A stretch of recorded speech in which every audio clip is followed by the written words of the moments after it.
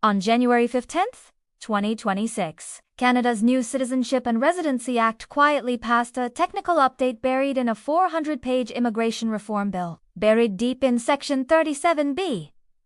Children born to temporary residents, including international students and work permit holders, shall no longer automatically acquire permanent residency at birth. For Amina Diallo, 8 months pregnant and studying public health at UBC on a student visa, the news hit like ice water. Her husband, Kwame, held her as she scrolled through panicked Facebook groups. "My baby could be stateless. They'll deport a newborn.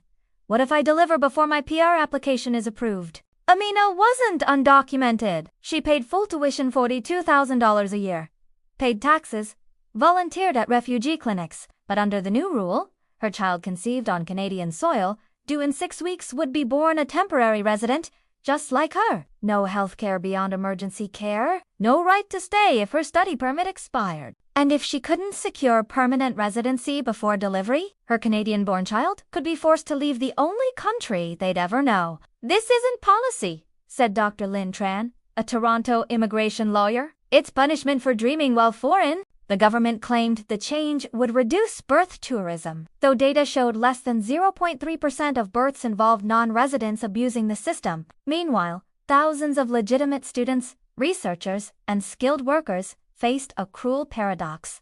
Build your life here, pay your dues, but your child? Not welcome. Amina joined a rally outside Parliament Hill.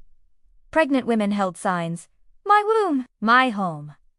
Don't make my baby an exile."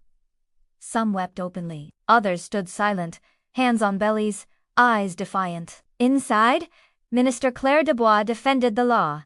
Canada must control its borders responsibly. But responsibility, Amina thought, shouldn't mean severing a newborn from the land that shaped their first heartbeat. At her final prenatal appointment, the nurse hesitated before asking, "Have you made plans? In case?"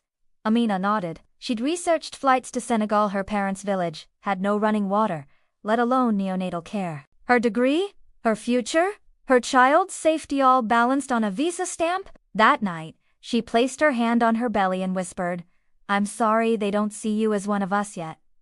Outside, snow fell softly over Vancouver. Somewhere, a printer word processing another rejection, another family fractured before the first cry. In 2026, Canada still called itself compassionate, but compassion doesn't expire with a permit, and a child shouldn't have to fight for the right to belong in the country that witnessed their very first breath.